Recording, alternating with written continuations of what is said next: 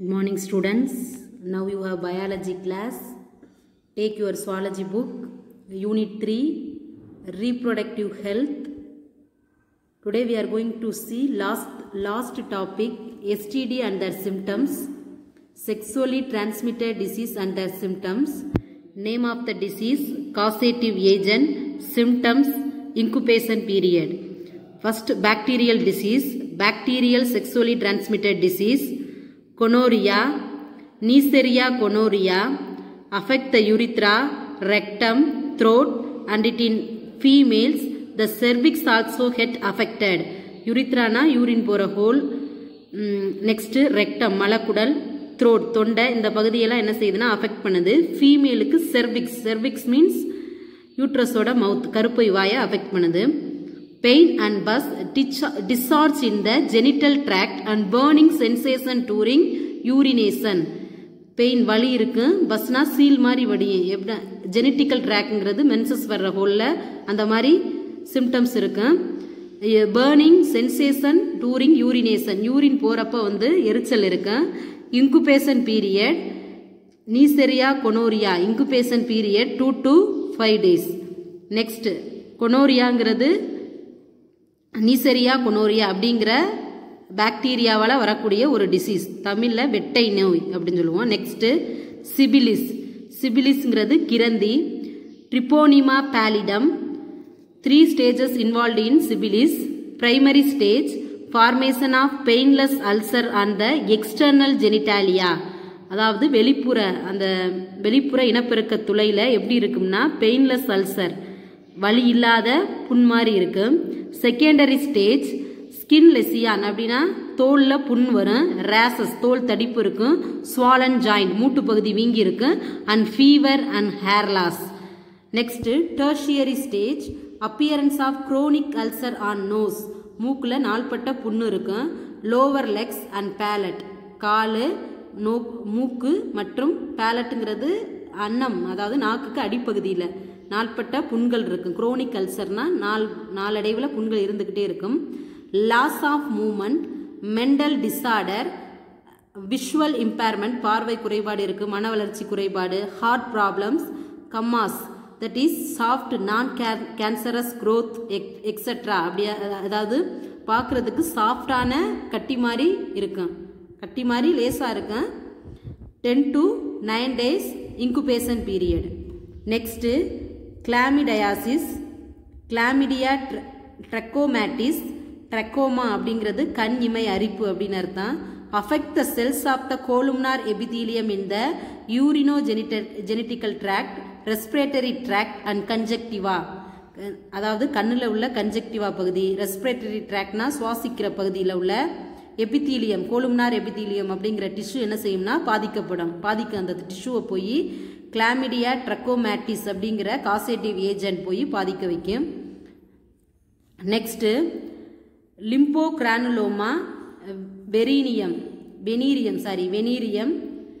Chlamydia trachomatis, cutaneous or mucosal genetical damage, urethritis and endocervicitis. Cutaneous or mucosal அப்படிங்கிறது வந்து வளவளப்பான ஒரு பொருள். எங்கே இருக்குன்னா ஜெனட்டிக்கல், அந்த ஜெனட்டிக்கல்ங்கிறது இனப்பெருக்க பாதையில் அந்த பொருள், அந்த சுரக்கிற பகுதி பாதிக்கப்படும். அந்த மியூகோசல் வளவளப்பான பொருளை சுரக்கிற பகுதி பாதிக்கப்படும்.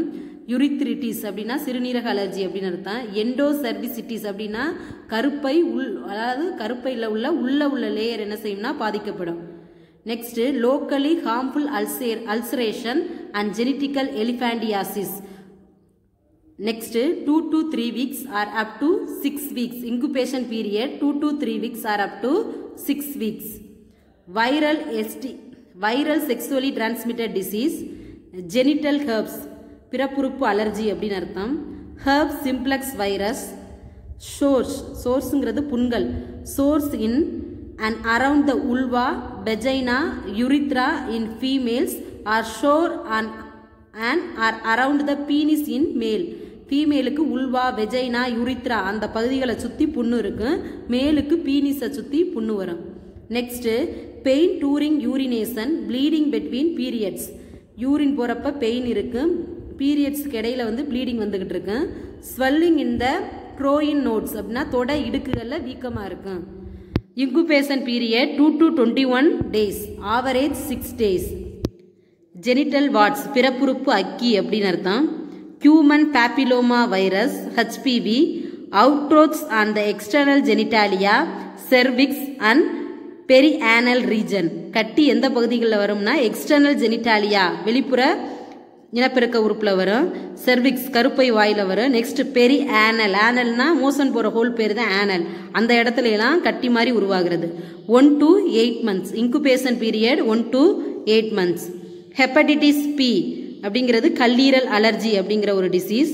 ஹெப்படைட்டிஸ் பி வைரஸ், ஃபேட்டிக் அப்படிங்கிறது தசைச்சோர்வு, ஜாண்டிஸ், ஃபீவர், ரேஷஸ், ரேஷஸ்னா தடிப்பு, and stomach pain. Liver cirrhosis கல்லீரல் அலர்ஜி அப்படின்னு அர்த்தம். And liver failure occur in the later stage, அதாவது ஃபர்ஸ்டே பார்க்கலைன்னா கடைசி என்ன செய்யணும்னா லிவரோட ஃபங்க்ஷன் ஆகாத அளவுக்கு லிவர் ஃபெயிலியர் ஆயிரும். 30 to 80 days. AIDS human immunodeficiency virus, enlarged lymph nodes, prolonged fever, prolonged diarrhea, weight reduction and night sweating. These are the symptoms in AIDS. 2 to 6 weeks, even more than 10 years. Incubation period 2 to 6 weeks, even more than 10 years. Next, fungal sexually transmitted disease, candidiasis, Candia albicans, attack mouth, throat and intestinal tract and vagina. எதை attack பண்ணுதுன்னா மவுத்து, throat and industrial tract அப்படிங்கிறது குடல் பாதை, vagina இதையெல்லாம் attack பண்ணக்கூடியது.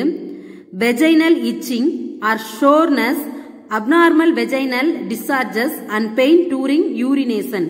Vaginal இச்சிங்னா அந்த ஏரியாவில் அரிப்பு இருந்துகிட்டே இருக்கு. நெக்ஸ்ட் வெஜைனல் டிஸ்சார்ஜ் அப்படிங்கிறது வந்து சூடுபடுற மாதிரி என்ன செய்யும்னா ஒயிட் கலர்ல போய்கிட்டே இருக்கு. நெக்ஸ்ட் ட்ரெக்கோமோனியாசிஸ், ட்ரெக்கோமோனாஸ் வெஜினாலிஸ், வெஜினிடிஸ் அப்படின்னா வெஜைனல் அலர்ஜி அப்படின்னு அர்த்தம்.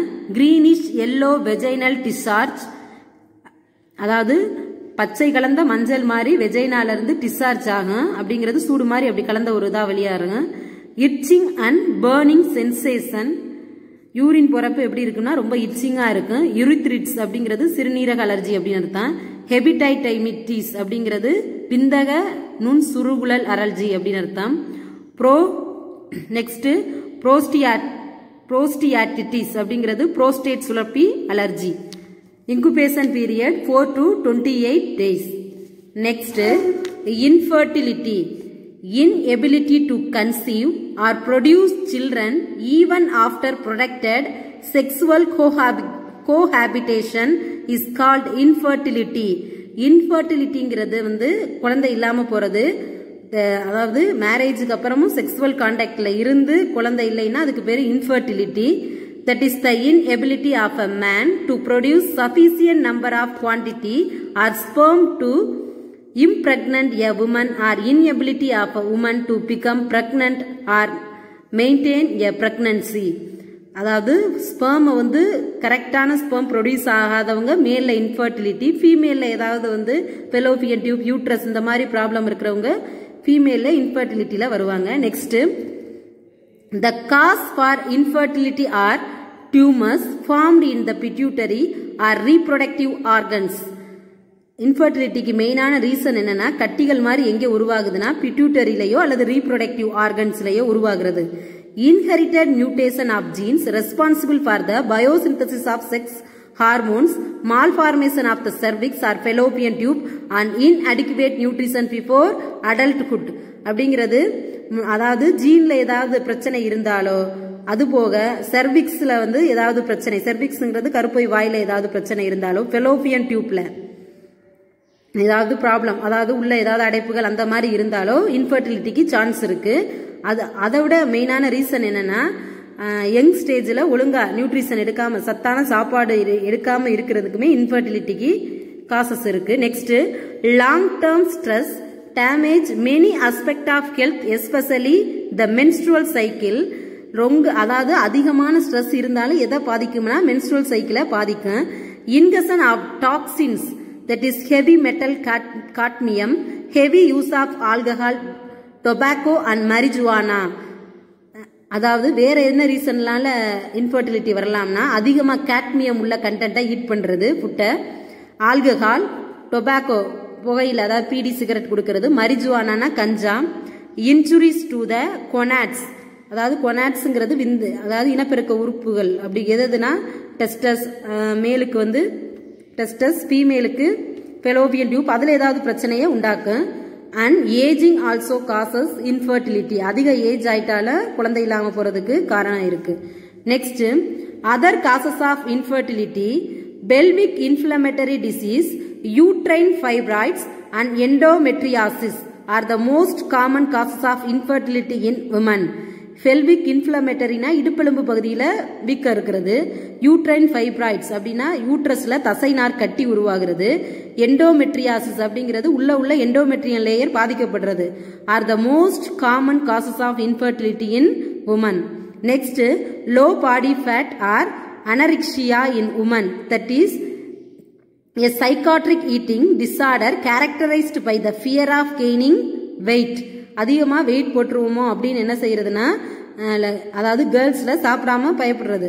லோ பாடி ஃபேட் இருந்தாலும் என்ன செய்யாதுன்னா இன்ஃபர்டிலிட்டிக்கு சான்ஸ் இருக்கு, லோ பாடி ஃபேட் இருந்தாலும். Next undescended testes and swollen veins in scrotum, நல்ல கீழே இறங்காத விந்தகம் பிளஸ் ஸ்க்ரோட்டம் அதாவது விதைப்பையில வீக்கம், அது மாதிரி இருந்தா இன்ஃபர்டிலிட்டிக்கு மேலுக்கு சான்ஸ் இருக்கு. Next tight clothing in men may raise the temperature in the scrotum and affect the sperm production. எப்பவுமே நார்மல் டெம்பரேச்சரை விட ஸ்க்ரோட்டத்தில் என்ன இருக்குன்னா கொஞ்சம் டெம்பரேச்சர் கம்மியா இருந்தால் தான் ஸ்பெர்ம் ப்ரொடக்ஷன் நடக்கும்னு நம்ம படிச்சிருக்கோம். அப்போ டைட்டான இன்னர்ஸ் அதாவது உள்ள இன்னர்ஸ் போடுறது வந்து ரொம்ப டைட்டாவோ ஜீன்ஸ் பேண்ட் அந்த மாதிரி டைட்டான இது போடும்போது உள்ள ஸ்பெர்ம் ப்ரொடக்ஷன் வந்து பாதிக்கப்படும். Next under developed ovaries or testes, அதாவது கீழே நல்ல என்னதுன்னா ஒழுங்கா ஓவரிஸோ டெஸ்டஸோ ஒழுங்கா வளர்ச்சி இல்லாம இருக்கிறது இன்ஃபர்டிலிட்டிக்கு சான்ஸ் இருக்கு. Female may develop antibodies against her partner sperm. நம்ம எடுத்துக்கிற ஒரு மெடிசின், ஃபீமேல் எடுத்துக்கிற ஒரு மெடிசின் வந்து மேல் பார்ட்னரோட ஸ்பெர்முக்கு வந்து அகெயின்ஸ்டா இருந்தாலும் இன்ஃபர்டிலிட்டிக்கு சான்ஸ் இருக்கு. ஏதோ இப்ப நம்ம ஒரு தைராய்டு ப்ராப்ளமோ எதுக்கோ ஒன்று நம்ம ஆன்டிபயாட்டிக் எடுக்கும்போது அது வந்து மேல் பார்ட்னரோட ஸ்பெர்முக்கு என்ன செய்யலாம், எதிராக செயல்படலாம். அதனால இன்ஃபர்டிலிட்டிக்கு சான்ஸ் இருக்கு. Males May develop an auto immune response to their own sperm. சில நேரம் மேல் வந்து அவங்க ஸ்பெர்முக்கு எதிராகவே இம்யூன் ரெஸ்பான்ஸ், அதாவது இம்யூன்னா என்ன அர்த்தம், நோய்க்கு எதிராக செயல்படக்கூடியது. அப்ப ஆட்டோ இம்யூன் ரெஸ்பான்ஸ்ங்கிறது ஸ்பெர்மையும் ஓவமையும் அதாவது ஃபர்டிலிட்டி நடக்க விடாம தடுக்கிறது, அவங்க இம்யூனே அவங்களுக்கு ஆப்போசிட்டா செயல்படுறது, அந்த மாதிரி உள்ளதுதான் இந்த ஆட்டோ இம்யூன் ரெஸ்பான்ஸ்ல வரும். இதுவும் மேல் இன்ஃபர்டிலிட்டிக்கு ஒரு chance. Next all womens are born with ovaries but some do not have functional uterus. This condition is called Mayer Rokitansky syndrome. எல்லா விமன்ஸும் பிறக்கிறப்ப ஓவரியோட பிறக்கிறாங்க, ஆனா சில பேருக்கு மட்டும் ஃபங்க்ஷனல் யூட்ரஸ் இருக்கிறதில்ல, செயல்படுற யூட்ரஸ். இந்த சிம்டம்ஸ் பேரு Mayer Rokitansky syndrome. Next assisted reproductive technology. Assisted reproductive technology ART, a collection of procedure which includes the handling of gametes and or embryos outside the body to achieve pregnancy is known as assisted reproductive technology. அதாவது சில ப்ரொசீஜரை follow பண்ணி எம்ப்ரியோஸை உடம்புக்கு out side develop பண்ணி யூட்ரஸ்ல insert பண்ற technology எல்லாம் assisted reproductive technology. It increases the chance of pregnancy in infertile couples. அப்படின்னா குழந்தை இல்லாதவங்களுக்கு இது வந்து ஒரு பிரெக்னன்சிக்கான ஒரு chance. ART assisted reproductive technology includes intrauterine insemination. என்னென்ன மெத்தட்லாம் இருக்குன்னா இன்ஃபர்டிலிட்டியை சரி பண்ற method intrauterine insemination, in vitro fertilization, embryo transfer, zygote intrafallopian transfer, gamete intrafallopian transfer, intracytoplasmic sperm injection, periplantation genetic diagnosis, oocyte and sperm donation and surrogacy. These are the assisted reproductive technology. Note பண்ணிக்கங்க, கேட்கலாம் 2 மார்க்ல. Mention some assisted reproductive technology அப்படின்னு கேட்டா என்ன right பண்ணணும்னா intrauterine insemination, in vitro fertilization, embryo transfer, zygote intrafallopian transfer, gamete intrafallopian transfer, intracytoplasmic sperm injection, periplantation genetic diagnosis, oocyte and sperm donation and surrogacy. Intrauterine insemination, this is a procedure to treat infertile men with low sperm count. The semen is collected either from the husband or from the healthy donor and it is introduced into the uterus through the vagina by a catheter after stimulating the ovaries to produce more ova. இந்த method யாருக்குன்னா female நார்மலா இருக்குன்னு மேலுக்கு ஏதாவது problem இருக்கும்போது இந்த மெத்தடை recommend பண்ணுவாங்க. இன்ட்ராயூட்ரைன் இன்செமினேஷன், அதாவது ஹெல்த்தியான டோனார்ட்ட இருந்து ஸ்பெர்மை ரிசீவ் பண்ணி ஹஸ்பண்டையோ அல்லது ஹெல்த்தியான டோனார்ட்ட இருந்து ஸ்பெர்ம் எடுத்து ஃபீமேலோட யூட்ரஸ்ல என்ன செய்வாங்கன்னா ஒரு சின்ன இன்ஜெக்ஷன் மூலமா ஸ்பெர்மை இன்ஜெக்ட் பண்ணிடுவாங்க. The sperm swim towards the fallopian tube to fertilize the egg, resulting in normal pregnancy. அந்த ஸ்பெர்ம் என்ன செய்யும்னா ஸ்விம் பண்ணி fallopian டியூப்க்கு போய் அங்கிருந்து வரக்கூடிய ஓவரியோட எக்கோட ஃபர்டிலைசேஷன் நடந்து பிரெக்னன்சிக்கு நார்மல் பிரெக்னன்சிக்கு சான்ஸ் இருக்கு. That method intrauterine insemination method. Next, in vitro fertilization or test tube baby. In this technique, sperm and eggs are allowed to unite outside the body in a laboratory. இந்த மெத்தட்ல ஸ்பெர்மையும் எக்கையும் என்ன செய்யறோம்னா அதாவது உடம்புக்கு வெளியில லெபார்டரியில fertilisation பண்ண வைக்கிறோம். One or more fertilized eggs may be transferred into the woman's uterus where there may implant in the uterine lining and develop. அப்ப இதுல என்ன செய்யுதுன்னா வெளியில அதாவது வெளியில ஸ்பெர்மையும் ஓவத்தையும் கல்ச்சர் பண்ணி ஃபர்டிலைஸ் பண்ண வச்சு யூட்ரஸ்ல என்ன செஞ்சிடறாங்கன்னா இன்சர்ட் பண்ணிடுறாங்க. அப்புறம் யூட்ரஸ்ல போய் அது இம்ப்ளான்ட் பதிஞ்சு கரு வளர ஆரம்பிக்குது. Excess embryo may be cryopreserved for future use. எக்ஸஸா உள்ள எம்ப்ரியோவை வந்து பிரிசர்வ் பண்ணி வச்சுக்கிருவாங்க. சப்போஸ் அந்த தடவை இன்விட்ரோ ஃபர்டிலைசேஷன் சக்சஸ் ஆகலைன்னா திருப்பி எக்கு எடுக்கிறது வந்து கொஞ்சம் கஷ்டம். அதனால ஃபர்ஸ்ட் தடவை எக்கு எடுக்கும் போதே அதை மீதி உள்ள எக்கு என்ன செய்வாங்கன்னா கிரையோ பிரிசர்வேஷன் டெக்னிக்ல என்ன செய்வாங்கன்னா பிரிசர்வ் பண்ணி ஃபியூச்சர் யூஸ்க்கு யூஸ் பண்ணிக்கிறாங்க. Initially IVF in vitro fertilization was used to treat women with clogged, damaged or absent fallopian tubes. இது வந்து இந்த இன்விட்ரோ ஃபர்டிலைசேஷன் மெத்தட் யாருக்கு ரெக்கமெண்ட் பண்ணுவாங்கன்னா மேல் நார்மலா இருந்து ஃபீமேலுக்கு ஏதாவது இந்த ஃபெலோபியன் டியூப் அந்த அதுல ஏதாவது டேமேஜோ பிளாக்கோ ஆப்சென்டோ இருக்கும்போது இந்த மெத்தடை ரெக்கமெண்ட் பண்ணுவாங்க. Today in vitro fertilisation is used to treat many causes of infertility. இந்த மெத்தட் தான் அதிகமா இன்ஃபர்டிலிட்டிக்கு யூஸ் பண்ணக்கூடிய method. The basic steps is an IVF treatment. இது ஒரு முக்கியமான 2 mark. What are the basic steps involved in IVF அப்படின்னு ஒரு 2 மார்க்ல கேட்ட question. The basic steps is an IVF treatment cycle are ovarian stimulation. First step ovarian stimulation அப்படினா ovaries தூண்டி egg எடுக்கிறது. First ovarian stimulation, egg retrieval, fertilization, embryo culture and embryo transfer. Egg retrieval is done by minor surgery under general anesthesia. General அதாவது அனஸ்தீசியாங்கிறது மயக்க மருந்து, அதாவது லைட்டான ஒரு மயக்க மருந்து கொடுத்து தான் அந்த எக்கை எடுக்க முடியும். Using ultrasound guide after 30 to 37 hours of human chorionic gonadotropin injection. அந்த இன்ஜெக்ஷனை போட்டு தான் என்ன செய்வாங்கன்னா அந்த எக்கை எடுக்க முடியும். The eggs are prepared and stripped from the surrounding cells. எக்கை எடுத்ததுக்கு அப்புறம் அந்த எக்கை வந்து சரௌண்டிங் செல்ல இருந்து எக்கை மட்டும் பிரிச்சு எடுக்கணும் வெளியில. At the same time, sperm preparation is done using a special media. அந்த டயத்துல இந்த பக்கம் ஸ்பெர்மை என்ன செய்வாங்கன்னா தனியா ப்ரிப்பேர் பண்ணிக்கிட்டு இருப்பாங்க. After preparing the sperm, the eggs are brought together. 10,000 to 1 lakh motile sperms are needed for each egg. இப்போ 4 எக் வந்து கல்ச்சர் பண்ண விரும்புறாங்கன்னா அப்போ ஒவ்வொரு எக்லையும் 10ல இருந்து 1 lakh நகரக்கூடிய ஸ்பெர்ம்ஸை இன்ஜெக்ட் பண்ணுவாங்க. பண்ணும்போது then the zygote is allowed to divide to form 8-celled plastomere and then transformed into the uterus for a successful pregnancy. அப்ப ஆட்டோமேட்டிக்கா இன்ஜெக்ட் பண்ணோம்னா செல் டிவைட் ஆகி சைகோட் உருவாக ஆரம்பிச்சிடும். 8 செல் பிளாஸ்டோமியர் ஸ்டேஜ்ல வந்தோடனே யூட்ரஸ்ல சக்சஸ்ஃபுல்லா டிரான்ஸ்ஃபர் பண்ணிடுவாங்க. The transfer of an embryo with more than 8 blastomere stage into uterus is called embryo transfer technique.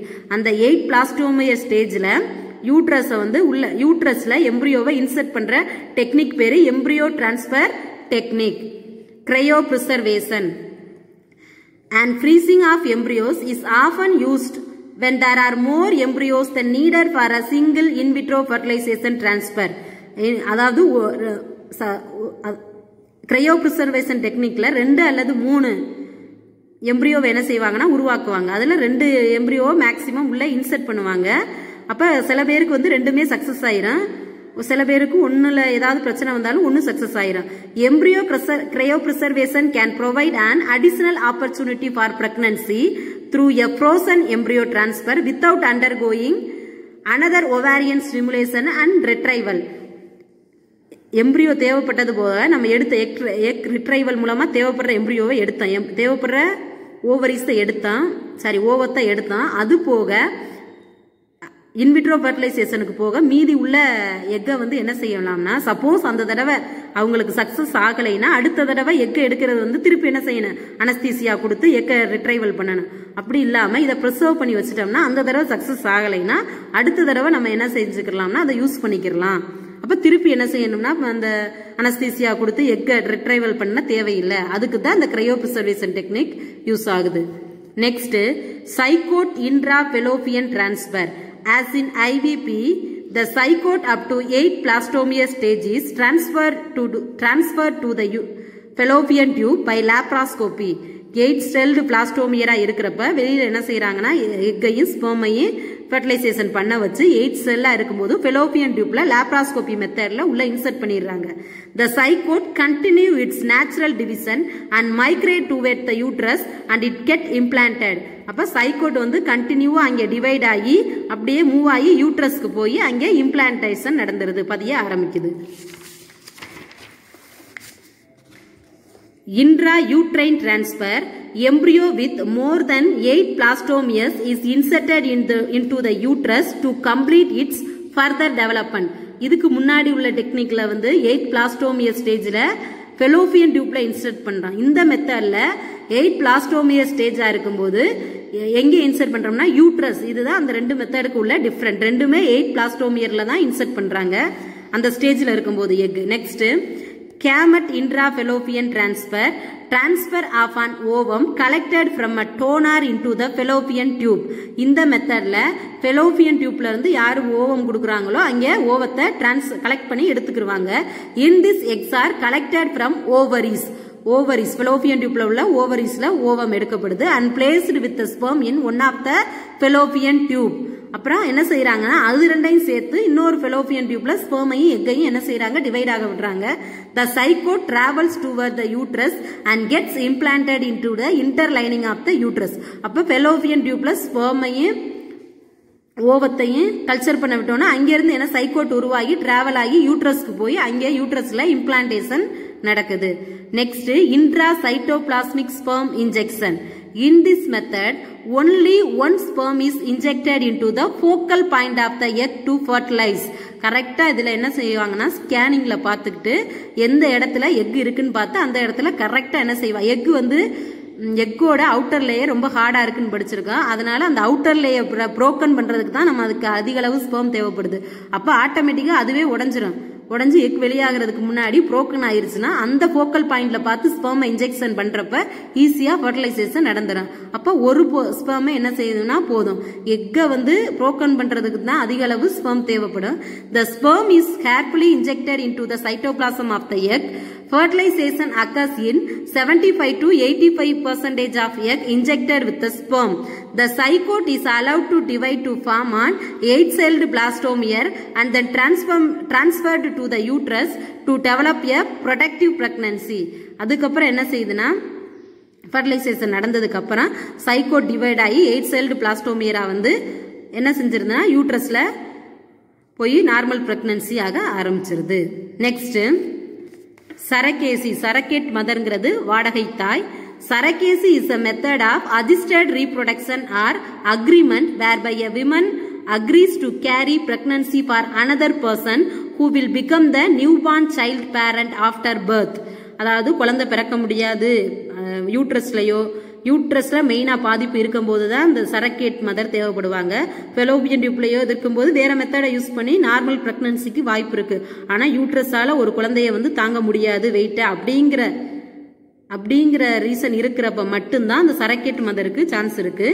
அதாவது யாரு குழந்தை பெத்துக்கிற விரும்புறாங்களோ அவங்களோட எக்கையும் ஹஸ்பண்ட் அண்ட் ஒய்ஃப் எக்கையும் ஸ்பெர்மையும் வெளியே கல்ச்சர் பண்ணி ஃபெர்டிலைசேஷன், அதாவது 8 பிளாஸ்டோமியர் உருவாக வச்சு சரக்கேட் மதர் அந்த பணம் வாங்கிட்டு அவங்க என்ன செய்வாங்கன்னா அந்த குழந்தைய உங்களுக்கு பெத்து கொடுப்பாங்க. சரக்கேட் மதரோட யூட்ரஸ்ல இன்சர்ட் பண்ணிடுவாங்க. பண்ணதுக்கு அப்புறம் அவங்க குழந்தை பிறந்து அவங்களுக்கு ஒப்படைச்சதோட அவங்களோட வேலை முடிஞ்சு போச்சு. அது சரக்கேட் mother. Surrogacy is a method of assisted reproduction or agreement whereby a woman agrees to carry a pregnancy for another person who will become the newborn child parent after birth. Through in vitro fertilization, embryos are created in lab. இதுல வந்து எம்ப்ரியோவை வந்து அம்மா அப்பா 2 பேரோட sperm and ஓவத்தை எடுத்து லேப்ல create பண்ணி surrogate மதரோட யூட்ரஸ்ல இன்சர்ட் பண்ணிடுவாங்க. That is surrogacy method. Next, male infertility. A zoospermia is defined as the absence of spermatozoa in the ejaculate semen on at least 2 occasions, and it is observed approximately in 1% of the population. Zoospermia அப்படிங்கிற method வந்து ejaculate பண்ற சீமன்ல என்ன இருக்கான்னா ஸ்பெர்மட்டோசோவான் டோட்டலா ஆப்சண்டா இருக்கும். அந்த liquid மாதிரி உள்ள லிக்யூட் மட்டும்தான் பிரசண்டா இருக்கும். there is no sperm in semen. that method is a zoospermia அப்படிங்கிற method.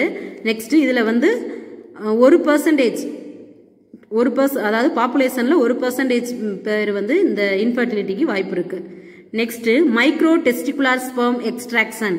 Micro surgical sperm retrieval from the testicle involves a small midline incision in the scrotum through which one or both testicles can be seen. அதாவது 2 டெஸ்டிகிள்ஸ்லயுமே ஸ்க்ரோட்டத்துல லேசா ஒரு சின்ன கீறல் மாதிரி ஏற்படுத்தி அதுல இருந்து ஸ்பெர்ம் அந்த under the microscope the seminiferous tubule are dilated.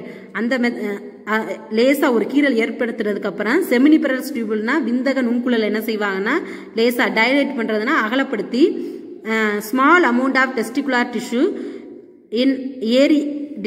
in areas of active sperms. அந்த டெஸ்டிகுலர் டிஷ்யூல தான் செமினிபரஸ் டியூபியூல்ல டெஸ்டிகுலர் டிஷ்யூல தான் ஸ்பெர்ம் ஆக்டிவான பகுதி இருக்கு.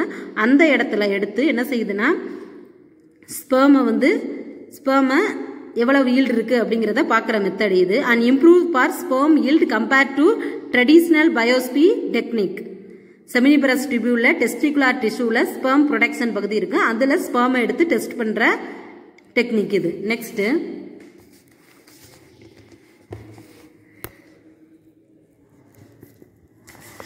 Detection of fetal disorder during pregnancy. ultrasound scanning. Ultrasound has known risk other than mild discomfort due to pressure from the transducer and the abdomen or vagina. Ultrasound ஸ்கேனிங்கிறது என்ன செய்வாங்கன்னா வெஜைனால abdomen அடி வயிற்றுல பார்க்குற ஒரு method. No radiation is used during this procedure. இந்த ப்ரொசீஜர்ல வந்து ரேடியேஷனுக்கு வாய்ப்பே இல்லை. Ultrasonography is usually performed in first trimester for dating. இந்த அல்ட்ராசோனோகிராஃபி மெத்தட் எதுக்கு யூஸ் பண்ணுவாங்கன்னா முதல் 3 மாசம் ஃபர்ஸ்ட் ட்ரைமிஸ்டர்ல டேட்டிங், அதாவது எந்த மாசம் குழந்தை பிறக்கு, டிட்டர்மினேஷன் எந்த செக்ஸ்ன்னு கண்டுபிடிக்கிறது, male and female, determination of the number of foetuses எத்தனை குழந்தை இருக்குன்னு கண்டுபிடிக்கிறதுக்கு, and for assessment of early pregnancy complication, அதாவது ஃபர்ஸ்ட்லயே ஏதாவது டிஃபிகல்ட்டி இருக்கா அப்படிங்கிறத குழந்தைக்கு கண்டுபிடிக்கிறது. Next, there are several types of ultrasound imaging technique. As the most common type, the 2D ultrasound provides a flat picture of one aspect of the body. அதாவது நிறைய ultrasound scanning method imaging technique வந்திருக்கு. இந்த 2D அல்ட்ராசவுண்டுங்கிறது குழந்தைய வந்து அப்படி எப்படி இருக்கும்னா அந்த பிக்சர் பார்க்கறதுக்கு ஃபிளாட்டா அப்படி படுக்க வச்சது மாதிரியே அந்த ஸ்ட்ரக்சர்ல கிடைக்கும். The 2D image allow the health care provider to see with height and depth of the images. which can be helpful during the diagnosis. The latest technology is 4D ultrasound, which allow the healthcare provider to visualize the unborn baby moving in real time with the 3-dimensional images. கடைசியா மூணாவது 3D structure வந்து குழந்தையோட எவ்வளவு நீளம் இருக்கு அந்த மாதிரி இமேஜை பார்க்க உதவுது. 4Dங்கிறது குழந்தை மூவ் பண்றத ரியலா 3D இமேஜ்ல நம்மளால பார்க்க முடியும் 4D அல்ட்ராசவுண்ட் ஸ்கேனிங்ல. Next amniocentesis. Amniocentesis involves taking a small sample of the amniotic fluid that surrounding the fetus to diagnose for chromosomal abnormalities. Amniocentesis குழந்தையை சுத்தி உள்ள amniotic fluidல ஒரு சின்ன லிக்யூட எடுத்து என்ன செய்யுதுன்னா, ஏற்கனவே படிச்சிருக்க அந்த டெக்னிக், அந்த ஏன்னா குழந்தையோட செல்ஸ் வந்து அதுல உதிர்ந்து இருக்கு அந்த ஆம்னியாட்டிக் ஃப்ளூயிட்ல. அந்த லிக்யூட எடுத்து நம்ம டெஸ்ட் பண்றப்ப ஏதாவது குரோமோசோமல் அப்நார்மாலிட்டிஸ் இருக்கா அப்படிங்கறத ஐடென்டிஃபை பண்ண முடியும். Next amniocentesis is generally performed in a pregnant woman between the 5th and 20th week of pregnancy by inserting a long thin needle through the abdomen into the amniotic sac to withdraw a small sample of amniotic fluid. அதாவது underline the sentence, amniotic pregnant woman, அதாவது எந்த நாள்ல இதை செய்யலாம்னா இந்த 15th இருந்து 20 week of pregnancy அந்த மாசம் இந்த டெக்னிக்கை பார்க்கலாம். ஆனா இது என்ன செய்தாங்கன்னா தடை பண்ணிட்டாங்க இந்த டெக்னிக்கை. நெக்ஸ்ட் அதுல அந்த சுத்தி உள்ள ஆம்னியாட்டிக் ஃப்ளூயிட்ல ஒரு டிராப்பை வந்து ஒரு நீடில் மூலமா எடுத்து என்ன செய்வோம் டெஸ்ட் பண்ற method. The amniotic fluid contains cells shed from the foetus. Cells செட்னா என்ன அர்த்தம், குழந்தையோட செல்ஸ் வந்து உதிர்ந்து காணப்படும் எதுல, ஆம்னியாட்டிக் ஃப்ளூயிட்ல. Chorionic villus sampling. CVS is a prenatal test that involves taking a small sample of the placental tissue to test for chromosomal abnormalities. Chorionic villus sampling ங்கிறது prenatal test. இதுல என்ன செய்வாங்கன்னா ஒரு placental tissue எடுத்து அதுல ஏதாவது chromosomal abnormalities இருக்கா அப்படிங்கறத பார்க்குற technique. Fetoscope is used to monitor the fetal heart rate and other functions during late pregnancy and labor. அதாவது லாஸ்ட் மாசமோ சரி கடைசி மாதம் 9, 10 அந்த மாதத்துலயும் சரி லேபர் பெயின்ங்கிறது கடைசி அபார்ச்சுரேஷன் பெயின் அப்ப ஃபீட்டலோட ஹார்ட் ரேட் எப்படி இருக்கு அப்படிங்கறத பார்க்கக்கூடிய ஃபீட்டோஸ்கோப். The average fetal heart rate is between 120 to 120 and 160 beats per minute. Underline the sentence. The average fetal heart rate is between 120 and 160 beats per minute. An abnormal fetal heart rate or pattern may mean that the fetus is not getting enough oxygen and it indicates other problem. அதாவது foetal வந்து abnormal இந்த 120 இருந்து 160 வரைக்கும் இருந்தாதான் normal heart பீட்னு அர்த்தம். அதை தவிர foetal heart rate அதிகமா இருந்துச்சுன்னா குழந்தை வந்து மூச்சு விடுறதுக்கு ரொம்ப கஷ்டப்படுது அப்படின்னு அர்த்தம். ஆக்சிஜன் அதுக்கு எனஃபான ஆக்சிஜன் அங்கே கிடைக்கல அப்படிங்கறது அர்த்தம். அப்போ வேகமா மூச்சு விட ஆரம்பிக்கும் அல்லது வேற அதிகமா பீட் விட்டுச்சுன்னா மூச்சு விட்டா பீட். நெக்ஸ்ட் இதுக்கு மேல அதிகமா பீட் பண்ணா அதாவது ஹார்ட் பீட் இருந்தா. Next a handheld Doppler device is often used during prenatal visit to count the fetal heart rate during labor. Continuous electronic fetal monitoring is often used. இப்போ வந்து கையளவுல உள்ள ஒரு டாப்லர் டிவைஸ் இருக்கு. அதுலயும் நம்ம என்ன செய்யலாம்னா ஃபீட்டலோட ஹார்ட் ரேட்டை பார்த்துக்கலாம். லேபர் அதாவது டெலிவரி பெயின் அப்பவோ அந்த இதுலயும் என்ன செய்யலாம்னா ஃபீட்டலோட ஹார்ட் ரேட்டை மானிட்டர் பண்ணலாம். Next vitamin E is known as anti-sterility vitamin as in help in the normal functioning of reproductive structure. Vitamin E வந்து என்ன சொல்றாங்கன்னா ஆன்டி ஸ்டெரிலிட்டி அதாவது மலட்டுத்தன்மைக்கு எதிராக செயல்படும். விட்டமின் இ வந்து கம்மியா இருக்கிறவங்களுக்கு இன்ஃபர்டிலிட்டிக்கு சான்ஸ் இருக்கு. அப்ப விட்டமின் இக்கு என்ன இருக்குன்னா ஆன்டி ஸ்டெரிலிட்டி மலட்டுத்தன்மையை எதிர்க்கிற விட்டமின் எதுனா இ. நெக்ஸ்ட் அதே மாதிரி ரீப்ரொடக்டிவ் ஆர்கன் நார்மலா ஃபங்க்ஷன் ஆகுறதுனால விட்டமின் இ வேணும். Sex hormone were discovered by Adolf Butenandt. 11th July is observed as World Population Day. World Population Day observed in 11th July. 1st December is observed as World AIDS Day. NACO National AIDS Control Organization was established in 1992. Syphilis and gonorrhea கிரந்தி மற்றும் வெட்டை. சிபிலிஸ்ங்கிறது கிரந்தி, gonorrhea வெட்டை are commonly called as international diseases. Next This is one experiment. Breast self-examination and early diagnosis of cancer. இது அதாவது செல்ஃபா நம்மள பரிசோதனை பண்ணிக்கிறதுக்கான breast cancer இருக்கா அப்படிங்கிறதுக்கான experiment. Breast is divided into 4 quadrants and the center which is the 5th quadrant. அதாவது breast 4 பகுதியா பிரிச்சுக்கிறணும். 1, 2, 3, 4. சென்டர்ல உள்ள நிப்பில் வந்து 5th quadrant, 5வது பகுதி.